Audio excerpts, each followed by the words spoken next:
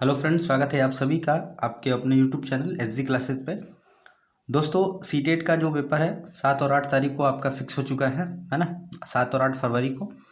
तो आज हम लोग बात करने वाले हैं सीटेट का जो मैथ का जो न्यूमेरिकल्स पोर्शन है उसको हम लोग करने वाले हैं। तो चलिए शुरुआत करते हैं सबसे पहले प्रश्न की। देखिए, सुबह 6 बजे से दोपहर 3 बजे के बीच एक सही घड़ी की घंटे की सुई कितने अंश का कोण जो होती है घूम लेगी। सबसे पहले बात करते हैं कि देखिए, अगर आपको ये आपका समय देखा जाए, ये आपका 12, यहाँ 3, ये 6 और ये 9। अगर 6 बज रहा है दोपहर में, मतलब 6 बजे सुबह से, अगर सुबह की बात करें तो मॉर्निंग टाइम जो आपका हो रहा है वो 6 बज रहा है। और 6 बज से दोपहर में अगर हम 3 बजे तक जा रहे हैं, है ना, इसका मतलब हम उल्टा तो चलेंगे नहीं, सीधा चलेंगे यहाँ से घड़ी की दिशा में। तो फिर आपको 7 मिलेगा, फिर 8, 9, फिर 10, 11, 12, 1 और 2। इसका मतलब जो समय हो रहा है 1, 2, 3, 4, 5, 6, 7, 8, 9, टोटल कितने घंटे हो गए? 9 घंटे हो गए। मतलब अगर 6 बजे सुबह से लेकर 3 बजे दोपहर की अगर हम बात करते हैं तो टोटल हमारा जो घंटा हो रहा है कितना घंटा? 9 घंटा। और हमें कह रहा है कि जो घंटे की सुई है ना, तो जो आवर हैंड है वो कितना अंश का कोण घूम लेगी। तो सबसे पहले हम बात करते हैं कि जो आवर हैंड होता है, यानी एक घंटे में वो घूमता है 30 डिग्री। अगर हम 1 घंटे की बात करें तो 30 डिग्री घूमती है। तो हमें कितना घंटा है? 9 घंटा घुमानी है। इसका मतलब कि 9 घंटे की अगर हम बात करेंगे तो 9 गुणे 30 कर देंगे तो 9 तेरी 27, यानी कि 270 डिग्री क्या हो जाएगी। ये जो पूरी यात्रा है, मतलब 6 बजे से जो 3 बजे की जो यात्रा है घड़ी की सुई, वो 270 डिग्री क्या हो जाएगी? घूम जाएगी। ठीक है, चलिए आगे हम लोग बात करते हैं दूसरा प्रश्न पे। दूसरा प्रश्न करा है कि एक गोदाम की बीमाएँ दी गई है। कोई एक गोदाम है ना। अब ये जो गोदाम है वो 3D फिगर में हुई होगा, क्योंकि लंबाई चौड़ाई ऊंचाई तीनों दी गई है। तो ये गोदाम है, इसमें कह रहा है कि इसकी 5 मीटर, 7 मीटर और 4 मीटर क्या है, इसकी लंबाई चौड़ाई और ऊंचाई है। ठीक है, लंबाई 5, चौड़ाई 7 और ये है 4 मीटर। और यहाँ पे जो गोदाम में कह रहा है कि 25 सेंटीमीटर, 50 सेंटीमीटर और 25 सेंटीमीटर विमाओं वाले अधिकतम कितने पार्सल रखे जा सकते हैं। हम इसे पार्सल रखना है तो सबसे पहले बात करेंगे कि हमारा जो गोदाम है उसका आयतन क्या है। ठीक है, आयतन निकालने से पहले हम देखेंगे कि संख्याएं हैं वो मीटर में है, इसको हम लोग सेंटीमीटर में बदल लेते हैं। तो 5 मीटर गुणे 100, क्योंकि 1 मीटर में कितना सेंटीमीटर? 100 सेंटीमीटर। तो ये आपका पूरा बन गया 500 सेंटीमीटर। दूसरा आपका 7 मीटर गुणे 100 करा देंगे तो ये हो गया 700 सेंटीमीटर। ठीक है, 4 गुणे 100 करा देंगे तो हो जाएगा आपका 400 सेंटीमीटर। ठीक है, अब लंबाई चौड़ाई ऊंचाई तीनों निकल गई। अब यहाँ से इसका आयतन निकालते हैं तो आयतन बराबर सूत्र होता है लंबाई गुणे चौड़ाई गुणे ऊंचाई। तो 500 गुणे 700 गुणे 400, ये निकला किसका आयतन? तो ये रहा गोदाम का आयतन, यानी जो उसका स्टोरेज की जो जगह है उसके जो है गोदाम, उसका आयतन निकल गया हमारा कितना। हम गुणा इसलिए नहीं करा रहे हैं क्योंकि अभी हमें भाग भी देना है ना, तो गुणा कराएंगे तो संख्या क्या हो जाएगी? बड़ी हो जाएगी। तो इसलिए इतने पे छोड़ देते हैं। अब आगे हम लोग थोड़ा सा बात करते हैं कि जो बीमाएँ, मतलब जो बॉक्स रखने हैं उसका क्या निकालना है। तो पार्सल जैसे है, तो पार्सल की लंबाई कितनी है? मान लेते हैं 25 सेंटीमीटर, चौड़ाई दी हुई है आपकी 50 सेंटीमीटर और ऊंचाई दी गई है आपकी 25 सेंटीमीटर। तो इसका भी हम क्या निकालते हैं? आयतन निकालते हैं। ठीक है, यानी वॉल्यूम निकालते हैं। तो L into B into H निकालेंगे तो क्या हो जाएगा? 25 गुणे 50 गुणे 25। ठीक है, इसका भी हम लोग गुणा नहीं कराते हैं। फिर ये सेंटीमीटर घन में होगा, ये भी सेंटीमीटर घन में होगा, क्योंकि आयतन निकाले हैं। अब हमें क्या निकालना है? पार्सलों की संख्या। तो लिखेंगे पार्सल की संख्या इजकल टू, या पार्सलों की संख्या बराबर, पार्सलों की संख्या बराबर क्या लिखेंगे? जो गोदाम है ना, तो गोदाम का क्षेत्रफल बटे में जो हमारा एक बॉक्स है यानी पार्सल है, पार्सल का आयतन, सॉरी यहाँ पे क्षेत्रफल लिख दिए हैं, आयतन होगा। क्या होगा? आयतन होगा। ठीक है, यानी वॉल्यूम होगा। तो अभी हमारे पास क्या है? गोदाम का आयतन कितना है? तो 500 गुणे 700 गुणे 400 बटे में कितना है? तो 25, 50 और 25। हो गया 25 इंटू 50 इंटू 25। अब यहाँ से बात करते हैं, 25 दूनी 50, 20 बार में कट गया। फिर 5 से कटा देंगे, 5 चौक 1 0 से 1 0 कट गया, 5 8 है 40, कितने बार में? 8 बार में कट गया। फिर यहाँ अगर हम 5 से बात करें तो 5 5 25 और 5 चौक हो गया 20, है ना। 5 से कटा देंगे इसको तो 5 7 14 5 70 होता है, 140 बार में ये कट गया। तो आपका हो जाएगा कितना? 8 चौक 32, 32 गुणा कितना हो गया? 140। अब यहाँ से गुणा करा सकते हैं, ठीक है। तो गुणा कैसे करा लेंगे? ऐसे करा लेंगे, 0 का 0 ही लिख देंगे। 14 दूनी 28 के 8 हासिल 2, 14 तिया 42, 43 44, यानी हो गया कितना? 4480 पार्सल जो होगी, यानी कि इतने पार्सल जो होंगे वो क्या हो जाएंगे? इस गोदाम में आसानी से रखे जा सकते हैं। देखिए, कभी भी इस तरह का जब भी प्रश्न आए कि आपको बीमाएँ दी हुई हो, चाहे कमरे का क्षेत्रफल दिया हो, है ना, क्षेत्रफल दिया हो या आयतन दिया हो, उसमें टाइल्स बिछाना हो, है ना, दरी वो ईंट बिछानी हो, तो हमेशा याद रखिए कमरे का क्षेत्रफल को भाग दे देते हैं किससे? एक टाइल्स के क्षेत्रफल से या तो एक ईंट के क्षेत्रफल से भाग देते हैं, तो हमें पता चल जाता है कितनी ईंटों की संख्या लगने वाली है। चलिए आगे हम लोग बात करते हैं प्रश्न नंबर 3 की। प्रश्न नंबर 3 क्या कह रहा है? देखिए आगे ध्यान से, प्रश्न नंबर 3 कह रहा है कि यदि एक पानी की जो टंकी है जो 500 लीटर में है ना, उस टंकी की 500 लीटर है क्षमता, उसके बाद कह रहा है कि तो उसमें 250 ml की क्षमता वाले अधिकतम कितने बर्तन भरे जा सकते हैं। सबसे पहले हम देखते हैं कि जो पानी की टंकी है वो 500 लीटर में है, तो हमें पता है कि 1 लीटर में, है ना, 1 लीटर बराबर 1000 ml होता है, 1000 ml होता है, ठीक है। नहीं याद है तो kilo hecto deca metre deci centi milli, है ना, तो यहाँ से आप किलो लीटर से लीटर से मिलीलीटर जाएंगे तो 1000 हो जाएगा। तो अभी हमारे पास कितना है लीटर? 500 लीटर है, तो 500 का एमएल में बदलेंगे तो 500 और गुणे क्या कर देंगे? 1000, ठीक, ये हो गया हमारा एमएल में। अभी हमारे पास जो क्षमता है वो कितनी है? 250 ml की है, तो हमें संख्या निकालनी है, तो फिर वही काम करेंगे, संख्या निकालनी है।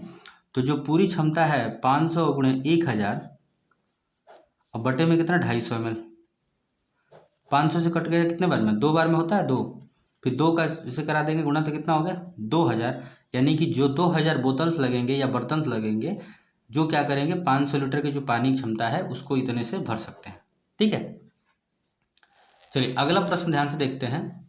कह रहा है एक 2 अंकियों की संख्या है कि दोनों अंकों का योग जो है 12 है।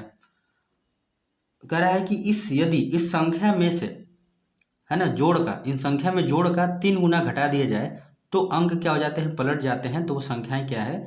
देखिए यहाँ पे अगर आप देखा जाए तो ऑप्शंस दिए होते हैं, अगर हम उसको ऑप्शंस को ऑप्शन देख कर देखते हैं तो ऑप्शन आपका दिया गया है।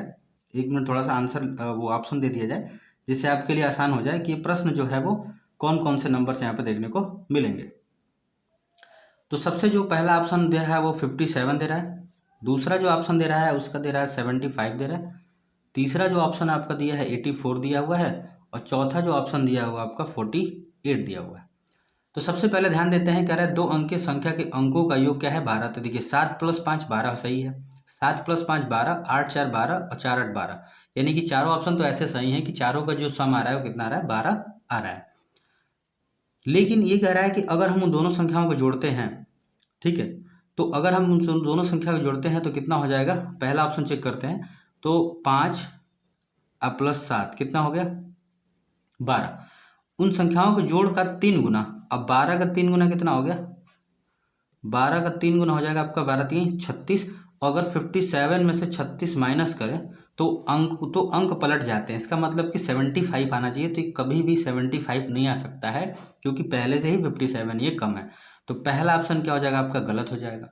दूसरा ऑप्शन अगर हम बात करें 75, तो 75 में से देखिए सबसे पहले 7 + 5 12, और 75 में से अगर हम 36 माइनस करते हैं, 75 में से 36 माइनस करते हैं तो 15 में से 6 गया 9, यहाँ पे तो 75 आ नहीं रहा है, यानी कि 57 आना चाहिए। अंकों को पलट जाते हैं मतलब 57 आना चाहिए, तो ये भी ऑप्शन गलत हो गया। 84 ले लेते हैं, तो 84 में हम लिखेंगे 8 + 4 कितना हो जाएगा? 12। फिर 12 का 3 टाइम करेंगे तो 12 3 कितना हो गया? 36। और अगर 84 में से 36 माइनस करते हैं तो देखिए 14 में से 6 गया 8, और यहाँ बचा 7, 7 में से 3 गया 4, यानी कि अंक पलट गया कि नहीं पलट गया? यानी कि 84 था, 84 का जब हम अंक पलट रहे हैं तो क्या बनेगा, 48 बनेगा। तो ये 48 बन गया, यानी आंसर जो हमारा होगा 48 नहीं होगा, कौन सा होगा, 84 होगा, कि हमने 84 में से माइनस किया है। तो जो हमारा आंसर होगा वो कितना होगा, 84 हो जाएगा। आंसर कितना आएगा, 84 हो जाएगा। ऐसे प्रश्न आपको सीटेट में देखने को मिलेंगे। चलिए आगे हम लोग बढ़ते हैं अगले प्रश्न की तरफ। अगला प्रश्न कह रहा है कि 8 मीटर लंबाई यानी 8 सेंटीमीटर लंबाई और 6 सेंटीमीटर चौड़ाई वाले एक आयत बनाने के लिए 2 सेंटीमीटर भुजा वाले कितने वर्गों की आवश्यकता होगी। तो अगर हम सबसे पहले देखें इसमें, तो लंबाई और चौड़ाई दी गई है, आयत है, तो 2 सेंटीमीटर वर्ग बनाने वाले, तो पहले आयत है यानी रेक्टेंगल दिया हुआ है, तो इसका क्षेत्रफल जो होता है रेक्टेंगल का जो क्षेत्रफल होता है वो होता है लंबाई गुणे चौड़ाई। तो अभी हमारे पास लंबाई कितनी है, 8 है, चौड़ाई कितनी है, 6, तो 8 6 का 48, यानी कि हो गया 48 सेंटीमीटर स्क्वायर। उसके बाद यहाँ से कह रहा है कि जो वर्ग है वो वर्ग की जो भुजा दी गई है ना, वर्ग की जो भुजा दी गई है, तो वर्ग की भुजा दी गई है वो है 2 सेंटीमीटर। ठीक है, तो इसका भी अगर हम क्षेत्रफल निकालते हैं तो वो हो जाएगा भुजा गुणे भुजा, भुजा गुणे भुजा, तो हो जाएगा 2 गुणे 2 कितना हो गया, 4 सेंटीमीटर स्क्वायर। अब यहाँ कह रहा है संख्या निकालने के लिए कितने वर्गों की आवश्यकता होगी। तो सेम अगर हम संख्या निकालेंगे तो जो आयत है यानी आयत का जो क्षेत्रफल है, आयत का क्षेत्रफल बटे में वर्ग का क्षेत्रफल, आयत का क्षेत्रफल बटे में वर्ग का क्षेत्रफल। तो आयत का क्षेत्रफल दिया गया कितना, 48, और भुजा इसकी वर्ग की है 4, तो 4 से घटा देंगे तो कितना होगा, 12 चौक 48, यानी कि जो संख्या होगी अगर 12 वर्ग होते हैं तो वो पूरा कितने हो जाएगी, इतने 8 सेंटीमीटर लंबाई और 6 सेंटीमीटर चौड़ाई की आयत बन सकते हैं।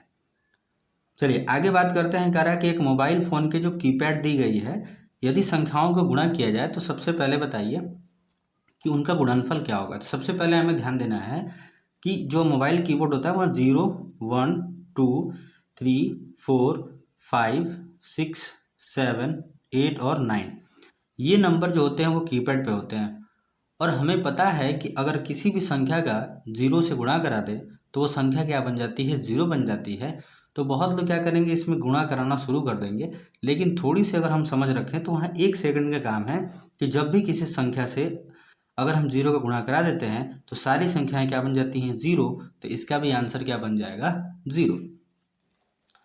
अब आगे अगला प्रश्न दिया गया है, कह रहा है कि संख्या दी गई है 4782 और 32170 में 7 के अंकित मूल्यों यानी अंकित मान जो है उनके बीच का अंतर क्या है।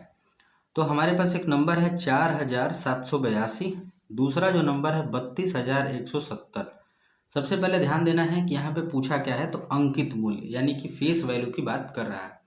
कभी भी फेस वैल्यू जिस भी नंबर का पूछता है सेम वही नंबर होता है, चाहे वो सैकड़ा पे हो, चाहे वो हजार पे हो, चाहे वो इकाइयाँ दहाई पे हो।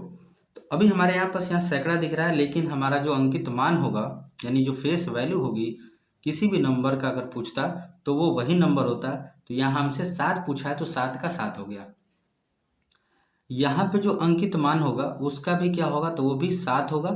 अब दोनों का अंतर पूछा है तो अंतर निकाल देंगे हम, 7 माइनस 7, तो 7 में से 7 गया कितना बचेगा, 0, यानी जो हमारा आंसर हो जाएगा वो कितना हो जाएगा, 0।